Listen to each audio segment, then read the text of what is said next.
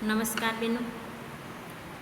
આપણે પહેલાં પ્રકરણથી શરૂઆત કરીએ તો પહેલું પ્રકરણ છે કે ધંધાનું સ્વરૂપ, હેતુ અને કાર્યક્ષેત્ર.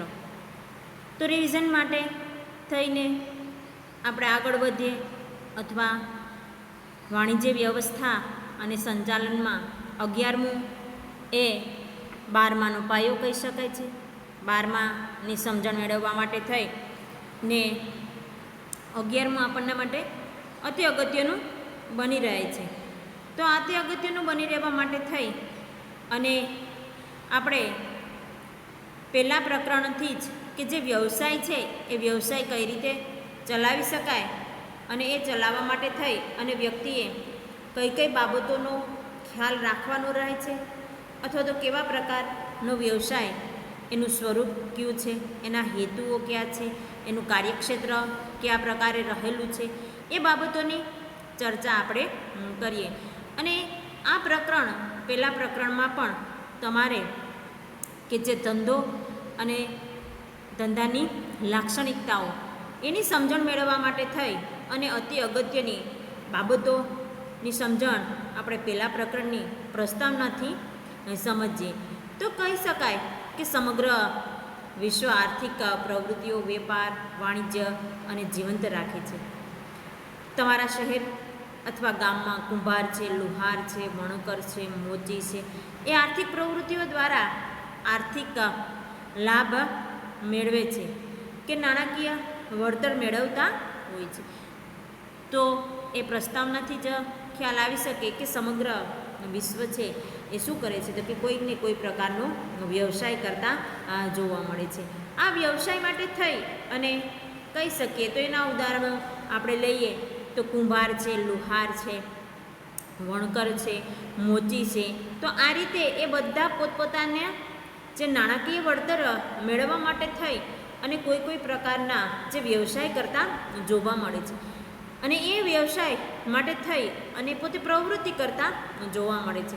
શહેરમાં નાના મોટા કારખાનાઓમાં હજારો કામદારો કામ કરી રોજગાર મેળવે છે. આ બધી જ પ્રવૃત્તિઓને આર્થિક પ્રવૃત્તિઓ છે જેનો ઉદ્દેશ્ય આર્થિક ઉપાર્જનનો રહેલો છે. તો કહી શકીએ આપણે કે પોતપોતાની આ બધી જ પ્રવૃત્તિઓ વ્યક્તિ કરે છે ને એનો ઉદ્દેશ્ય એના આર્થિક ઉપાર્જનનો રહેલો છે. આર્થિક બાબતો સાથે સંકળાયેલી બાબતોનો રહેલો છે.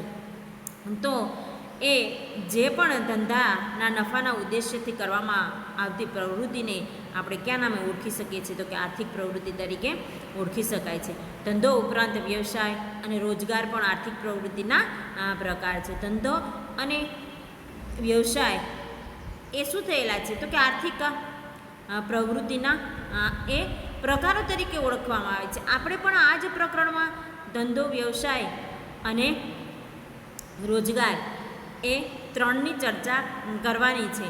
અને એ માટે થઈ અને આપણે અગત્યની બાબત અત્યારે આ સમયે અથવા તો આ પ્રશ્ન કે જે શું થયેલો છે તો કે તમને ઉપયોગી હોય એવો એ ધંધાની જે પણ પ્રવૃત્તિ અથવા તો ધંધો કોને કહી શકાય છે એની લાક્ષણિકતાઓને સમજવાની છે. એની પ્રસ્તાવનાથી કહી શકાય કે માનવીની જરૂરિયાતોમાં સતત વધારો થતો જાય છે. આ જરૂરિયાતો સંતોષવા માટે માનવીય આર્થિક પ્રવૃત્તિઓ કરવી પડે છે. આ માનવીની જે પણ જરૂરિયાતો છે એ શું થતું જાય છે તો કે સતત વધારો થતો જાય છે અને આ જરૂરિયાતો સંતોષવા માટે માનવીએ જે આર્થિક પ્રવૃત્તિઓ શું કરવી પડે છે તો કે એ વધારે ને વધારે એને કરવાની રહે છે. ઉદાહરણ તરીકે જોઈએ તો ખેડૂત અનાજનું ઉત્પાદન કરે છે, અસીલવતી કેસ લડી વકીલ ફી મેળવે છે, એ ઉપરાંત કામદાર કારખાનામાં કામ કરી વેતન મેળવે છે. આ બધી જ પ્રવૃત્તિ પાછળનો ઉદ્દેશ્ય નાણાકીય વળતર મેળવવાનો હોવાથી આર્થિક પ્રવૃત્તિ કહી શકાય છે. તો વકીલ છે એ અસીલવતી પોતે શું કરે છે તો કે એ કેસ લડે છે અને એની સાથે સાથે એ પોતે એમાંથી આર્થિક ઉપાર્જન કરે છે. ખેડૂત છે એ પોતે અનાજ ઉત્પાદન કરી અને આર્થિક ઉપાર્જન કરી શકે છે. એ નાણાકીય વળતર મેળવવાનો ઉદ્દેશ્ય હોય તો એને કહી શકીએ આપણે કે આર્થિક પ્રવૃત્તિ કહી શકાય છે. એ ઉપરાંત સમાજમાં અન્ય બાબતો પણ રહેલી છે કે જે શું થયેલી છે તો કે બિન આર્થિક પ્રવૃત્તિ એ કોને કહી શકાય? તો કે સમાજ સેવાને આપણે કયા નામે ઓળખી શકીએ છીએ? તો કે એને બિન આર્થિક પ્રવૃત્તિ કહી શકાય છે. તો એ સમાજ સેવાનો ઉદ્દેશ્ય કે જે ડૉક્ટર સમાજ સેવા ઉદ્દેશ્યથી મફતમાં તબીબી સેવા આપે, ઉદાહરણ તરીકે જોઈએ તો એ કહી શકાય કે એ શું કરેલું છે? તો કે એને સેવા આપેલી છે, એને આર્થિક ઉપાર્જન એમાંથી મળતું નથી. તો આ ઉદ્દેશ્ય એ પ્રમાણેનો એનો રહેલો છે. તો અહીંયા આપણે આર્થિક અને બિન આર્થિક પ્રવૃત્તિની સમજણ મેળવી. આર્થિક પ્રવૃત્તિ કોને કહેવી અને બિન આર્થિક, કે જે શું થયેલી છે? તો એ બિન આર્થિકનું એક ઉદાહરણ જોયું. એ ઉપરાંત બીજું ઉદાહરણ જોઈએ તો કહી શકીએ કે માતા દ્વારા બાળકનો ઉછેર. એ ઉપરાંત જે શું થયેલા છે? તો કે રાહત છાવણીમાં કાર્ય કરતા જે એ સ્વયંસેવકો, આ બધા વ્યક્તિઓ શું થયેલા છે? તો કે આ બધા વ્યક્તિઓ કોઈને કોઈ સેવા સાથે જોડાયેલા છે, સેવા કરી રહ્યા છે. તો આ માટે થઈ અને એ આર્થિક પ્રવૃત્તિ કહી શકાય છે, અથવા તો આર્થિક પ્રવૃત્તિનો ભાગ કહી શકાય છે. એ આર્થિક અને બિન આર્થિક, તો એની વિશેષ ચર્ચા આપણે આગળના પહેલાંમાં જોઈ શકીએ કે આર્થિક પ્રવૃત્તિ કોને કહેવી. આર્થિક પ્રવૃત્તિને કઈ રીતે ઓળખવી? આર્થિક લાભ કે નાણાકીય વળતર મેળવવાના હેતુથી કરવામાં આવતી પ્રવૃત્તિ એટલે આર્થિક પ્રવૃત્તિ. કે આર્થિક લાભ કે નાણાકીય વળતરનો હેતુ રહેલો હોય તો એને આપણે કયા નામે ઓળખી શકીએ છીએ? તો કે એને આર્થિક પ્રવૃત્તિ કહી શકાય છે. જીવન જીવવા માટે માનવીએ આર્થિક પ્રવૃત્તિઓ કરવી પડે છે, જેથી નાણાં મેળવી માનવીએ તેની જરૂરિયાતોને સંતોષી શકે. આથી બધી જ આર્થિક પ્રવૃત્તિઓને ફળદાયી પ્રવૃત્તિઓ કહેવામાં આવે છે. આર્થિક પ્રવૃત્તિઓ કરનાર બીજા જરૂરિયાતો સંતોષી અને પોતાના આર્થિક લાભ પણ મેળવે છે. આર્થિક વળતર રહેલું છે. એ ઉપરાંત જીવન જીવવા માટે માનવીએ શું કરવાનું રહે છે? તો કે આર્થિક પ્રવૃત્તિ કરવાની રહે છે, જેથી નાણાં મેળવી અને એ પોતાની જરૂરિયાતો માનવી પોતાની જરૂરિયાતો સંતોષી શકે અને આર્થિક પ્રવૃત્તિઓ એને ફળદાયી પ્રવૃત્તિઓ પણ ફળદાયી માનો એમાંથી એ પોતાની જે પણ જરૂરિયાતો સંતોષે એટલા માટે થઈ અને એને ફળદાયી પ્રવૃત્તિ તરીકે ઓળખવામાં આવે છે. આર્થિક પ્રવૃત્તિ કરનાર બીજાની જરૂરિયાતો સંતોષે અને પોતાના માટે આર્થિક લાભ પણ મેળવે છે. બીજાની જરૂરિયાતોને સંતોષે છે અને એમાંથી આર્થિક લાભ મેળવવાનો પ્રયત્ન કરે છે. દાખલા તરીકે ખેડૂત અનાજનું ઉત્પાદન કરી, વણકર કાપડનું ઉત્પાદન કરી, સુથાર ફર્નિચરનું ઉત્પાદન કરી સમાજની વિભિન્ન વર્ગની જરૂરિયાતો સંતોષી શકે છે. ઉદાહરણ તરીકે જોઈએ ને તો ખેડૂત અનાજનું ઉત્પાદન કરે છે. એ ઉપરાંત એ જોઈએ તો વણકર છે એ કાપડનું ઉત્પાદન કરે છે, સુથાર છે એ ફર્નિચરનું ઉત્પાદન કરી સમાજની વિભિન્ન વર્ગની જરૂરિયાતો સંતોષી તેમાંથી આર્થિક વળતર મેળવી શકે છે. આ આધુનિક યુગમાં આર્થિક પ્રવૃત્તિ એ શું થયેલી છે? તો કે કેન્દ્ર સ્થાને રહેલી છે. તો કહી શકાય કે આ આર્થિક પ્રવૃત્તિઓ એ શું કહી શકાય છે? તો કે કેન્દ્ર સ્થાને રહેલી છે. તો અહીંયા આપણે કે જે નાણાકીય વળતરના હેતુથી કરવામાં આવતી પ્રવૃત્તિને આર્થિક પ્રવૃત્તિ કહી શકીએ છીએ. એ જીવન જરૂરિયાતોની બાબતોમાંથી એ જે દરેક બાબતો એ સંતોષી શકે છે, અન્યને એ સેવા પણ આપે છે. કે જે શું થયેલું છે? તો કે જે પણ ઉત્પાદન કરી અને અન્યની જરૂરિયાતોને સંતોષે છે અને એમાંથી એની આર્થિક પ્રવૃત્તિઓ સંતોષાતી જોવા મળે છે. આ આધારે આપણે જોઈ શકીએ કે બિનઆર્થિક પ્રવૃત્તિ કોને કહી શકાય છે. બિનઆર્થિક પ્રવૃત્તિને ઓળખવી હોય તો આપણે એ આધારે કહી શકીએ કે જે બિનઆર્થિક પ્રવૃત્તિઓનો હેતુ નાણાકીય વળતર અથવા તો આર્થિક ઉપાર્જનનો હોતો નથી. બિનઆર્થિક એને કહી શકીએ આપણે કે એમાં નાણાકીય વળતર વ્યક્તિને મળતું નથી અથવા તો આર્થિક ઉપાર્જનનો પણ હોતો નથી. સમાજમાં કેટલીક વ્યક્તિઓ નાણાકીય વળતર કે આર્થિક વળતર મેળવવાના હેતુ વગર પણ આર્થિક પ્રવૃત્તિઓ કરતા જોવા મળે છે. નાણાકીય વળતર મેળવવાના હેતુ વગર પણ શું થયેલા છે? તો કે ઘણી વ્યક્તિઓ આ પ્રવૃત્તિઓ કરતા જોવા મળે છે. તો એને આપણે ક્યાં નામે ઓળખીએ? તો કે એને આપણે બિનઆર્થિક પ્રવૃત્તિઓ કહી શકાય છે. કે જેમાં શું થયેલું છે? તો કે બિન એમાંનું એમાં છે નહીં, આર્થિક ઉપાર્જન એને મળતું નથી. તો આને આપણે ક્યાં નામે ઓળખી શકીએ છીએ? તો કે આને આપણે એ પેલા બિનઆર્થિક તરીકે ઓળખી શકીએ છીએ. સમાજ સેવક દ્વારા થતી સમાજની પ્રવૃત્તિઓ, માતા દ્વારા પોતાના બાળકને ઉછેરની પ્રવૃત્તિ, કોમી એકતા માટે પ્રચાર કરતા કાર્ય કરની પ્રવૃત્તિ, ભૂકંપ અને સુનામી જેવી કુદરતી હોનારત સમયે અસરગ્રસ્તોને રાહત છાવણીમાં સેવા આપતા કાર્યકરોની પ્રવૃત્તિ. તો આના ઉદાહરણો આપણે સમાજ સેવા કરી રહ્યા છે લોકો, કે જે શું થઈ શકે છે, તો કે સમાજની જે કોમી એકતા કાર્ય પ્રવૃત્તિઓમાં ભૂકંપ છે, સુનામી છે, હોનારત છે, રાહત છાવણીમાં કાર્ય કરતા જે પણ પ્રવૃત્તિઓ છે એ શું થઈ શકે છે, તો કે એ બિનઆર્થિક પ્રવૃત્તિઓ કહી શકાય છે. આ માટે પ્રેરક બળ દેશ સેવા છે, સમાજ સેવા છે, લાગણી, પ્રેમ અને માનવીય જીવનમાં આવતું પરિવર્તન કહી શકાય છે. તો આના આધારે આપણે કહી શકીએ કે જે શું થઈ શકે છે, તો કે દરેક વ્યક્તિ એ બિનઆર્થિક પ્રવૃત્તિમાં જોડાઈ શકે છે, કે જે માનવ સેવા છે, સમાજ સેવા છે, અને એ લાગણી હોય, પ્રેમ હોય અને પ્રેરક બળ પૂરું પાડે છે. આવી પ્રવૃત્તિને આપણે ક્યાં નામે ઓળખી શકીએ છીએ, તો કે બિનઆર્થિક પ્રવૃત્તિઓ તરીકે ઓળખી શકાય છે, બિનઆર્થિક પ્રવૃત્તિઓ કહી શકાય છે.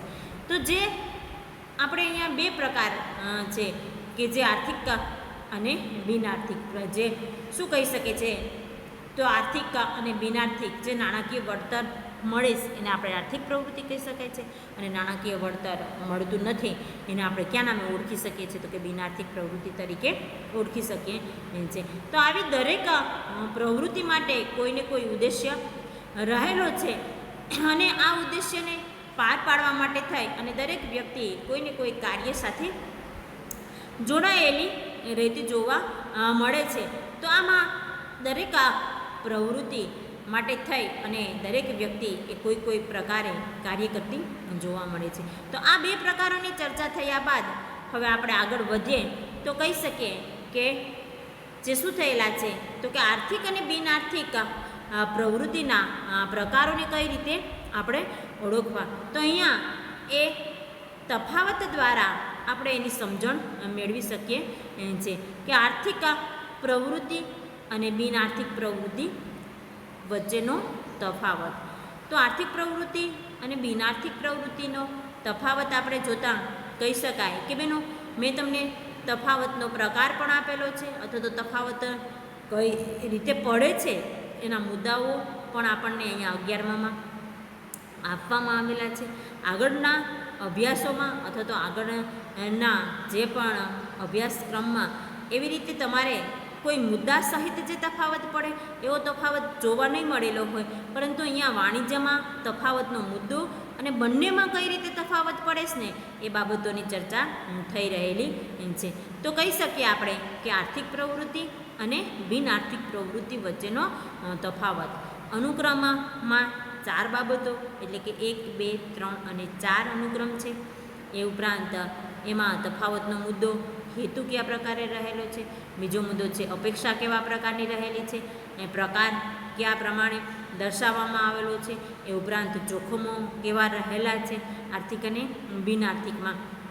તો અહીંયા આપણે જોઈએ કે આર્થિક પ્રવૃત્તિ કોને કહેવી અને બિનઆર્થિક પ્રવૃત્તિ કોને કહી શકાય છે. તો આર્થિક પ્રવૃત્તિ અને બિનઆર્થિક પ્રવૃત્તિ તો જોઈએ તો હેતુ આર્થિક લાભ મેળવવાનો હેતુ હોય છે, અને બિનઆર્થિક સમાજ સેવા છે, માનવ સેવા છે, દેશ સેવાનો હેતુ રહેલો છે. તો આ દરેક બાબતોમાં કહી શકીએ આપણે કે એ દ્રષ્ટિએ કે જે હેતુ છે તો આર્થિક લાભ મેળવવાનો છે, બિનઆર્થિકમાં સમાજ સેવા છે, માનવ સેવા છે, દેશ સેવા છે, એનો હેતુ રહેલો છે. તફાવતમાં અપેક્ષા, નફો, પગાર, ફી અને મહત્તમ સંપત્તિ મેળવવાની એ અપેક્ષાઓ રહેલી છે. જ્યારે દેશ પ્રેમ છે, સમાજ સેવાની અપેક્ષા હોય છે, તો એ અપેક્ષા એ કેવી છે, તો કે બિનઆર્થિક છે. આર્થિક પ્રવૃત્તિમાં પોતાને ફી મળે અથવા તો નફો મળે ને તો જ એ પ્રવૃત્તિ કરે છે, જ્યારે બિનઆર્થિકમાં કહી શકીએ કે દેશ સેવા છે, સમાજ સેવા છે, એ હોઈ શકે છે. તો પ્રકારની દ્રષ્ટિએ છે ધંધો, વ્યવસાય અને રોજગાર એવા 3 પ્રકારો પડે છે આર્થિક પ્રવૃત્તિના, જ્યારે બિનઆર્થિકનો કોઈ પ્રકાર છે નહીં. એ ઉપરાંત ચોથામાં કહી શકીએ આપણે કે જોખમો અને અનિશ્ચિતતા રહેલા છે. આર્થિક પ્રવૃત્તિમાં જોખમો છે, અનિશ્ચિતતા રહેલા છે. એ ઉપરાંત અહીંયા બિનઆર્થિકમાં જોખમો અને અનિશ્ચિતતાઓ રહેલા નથી. તો આ દ્રષ્ટિએ તફાવતના 4 મુદ્દા છે. ચારેય મુદ્દાની દ્રષ્ટિએ તમને શું કહી શકાય છે? તો કે બંનેના પડે છે. આ તમારે 3 માર્કમાં પણ પૂછી નાખવામાં આવે છે. તો આપણે આ 4 મુદ્દાઓ દ્વારા તફાવતની ચર્ચા કરી શકીએ કે જેથી કરી અને એ તફાવત સ્પષ્ટપણે આપવામાં આવેલો છે. તો તફાવતની ચર્ચા આપણે અહીંયા જોઈ. હવે પછીનો આગળનો પોઈન્ટ જોવાનો હોય ને તો એ તમારે સ્વાધ્યાયમાં પહેલો જ પ્રશ્ન છે કે ધંધો એટલે શું અને ધંધાની જે પણ લાક્ષણિકતાઓની આપણે ચર્ચા કરવાની છે. તો એ ધંધાની લાક્ષણિકતાઓમાં આર્થિક પ્રવૃત્તિના 3 પ્રકારો છે. એ 3ને આગળના પીરિયડમાં આપણે એની ચર્ચા જોઈશું. તો કહી શકાય કે ધંધો, વ્યવસાય અને રોજગાર. તો ધંધો છે એ અંગ્રેજી બીજી શબ્દ ઉપરથી ઉતરી આવેલો છે. ધંધો પહેલાં જોઈએ તો એનો અર્થ અને વ્યાખ્યા કે જે શું થઈ શકે છે? તો કે બીજી શબ્દ ઉપરથી જ ઉતરી આવેલો છે જેનો અર્થ થાય છે વ્યસ્ત રહેવું અથવા તો સતત પ્રવૃત્તિમય રહેવું તેવો થાય છે.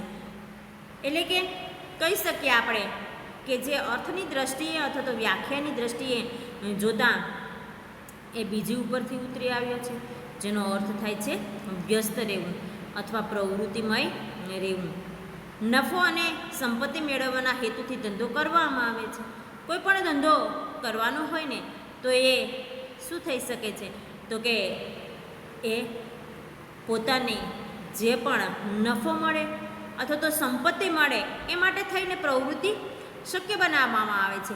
ધંધાનો ખ્યાલ નફાના હેતુની સાથે જોડાયેલો છે અને આ ધંધાનો ખ્યાલ છે એ શું થયેલો છે? તો કે એ નફાના હેતુ સાથે જોડાયેલો છે. ધંધામાં કોઈ વાર ખોટ જાય તો પણ તે આર્થિક પ્રવૃત્તિ ગણી શકાય છે. ધંધો ટૂંકી પણ સચોટ વ્યાખ્યા નીચે પ્રમાણે પણ આપી શકાય એમ છે. અથવા બીજી રહેવું, વ્યસ્ત રહેવું એ ઉપરાંત એ કોની સાથે? તો કે સંપત્તિ સાથે જોડાયેલો છે. એ ઉપરાંત એકમાં ખોટ જાય તો પણ આપણે શું કહી શકીએ છીએ? તો કે સચોટપણે એને પ્રવૃત્તિ કરેલી છે એવું કહી શકાય છે. નફો જાય કે નુકસાન જાય પણ એ કોઈ પણ પ્રકારે એણે જે શું થયેલો છે તો કે વ્યવસાય કરેલો છે એવું કહી શકાય છે અથવા તો ધંધો કરેલો છે એવું કહી શકાય છે. એની વ્યાખ્યા અહીંયા તમને સ્પષ્ટ આપવામાં પણ આવેલી છે. ટૂંકા પ્રશ્નમાં પણ તમને પૂછી નાખવામાં આવે છે કે ધંધો એટલે નફાના હેતુથી કરવામાં આવતી કોઈ પણ કાયદેસરની આર્થિક પ્રવૃત્તિ કહી શકાય એ છે. ધંધો એટલે કે નફાના હેતુથી એ શું થઈ શકે છે? તો કે એ કરવામાં આવતી આર્થિક પ્રવૃત્તિ કહી શકાય છે. આર્થિક પ્રવૃત્તિ એ જોડાયેલું છે. એટલે આપણે અહીંયા લાક્ષણિકતાઓને શું કરીએ છીએ? તો કે ઓળખીએ છીએ. તો એની સાથે સાથે અર્થને પણ શું કરવો પડે છે? તો કે એની અર્થની સ્પષ્ટતા આપણે કરવાની રહે છે કે ધંધો એટલે નફાના હેતુથી કરવામાં આવતી કાયદેસરની આર્થિક પ્રવૃત્તિ. ધંધો એને જ કહી શકાય છે કે એ પોતે આ નફાના ઉદ્દેશ્યથી કોઈ પણ આર્થિક પ્રવૃત્તિ શક્ય બનાવવામાં આવે છે. તો આ માટે થાય અને હવે લાક્ષણિકતાઓની ચર્ચા જોઈએ ને તો કહી શકીએ આપણે કે લાક્ષણિકતાઓમાં નફાનો હેતુ. ધંધાનો પહેલી જ લાક્ષણિકતા એ રહેલી છે કે નફાનો હેતુ હોવો જોઈએ. જો નફો ન મળે તો કોઈ પણ ધંધાને આગળ વધારી શકાતો નથી.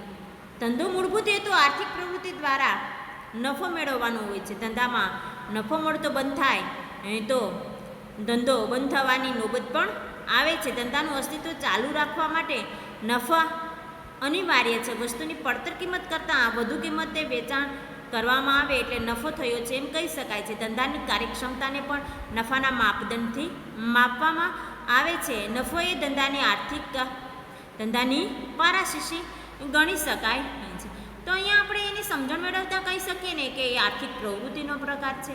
એ ઉપરાંત નફો મળતો બંધ થાય તો શું થઈ શકે છે? તો કે ધંધો બંધ પણ થવાની શક્યતાઓ રહે છે.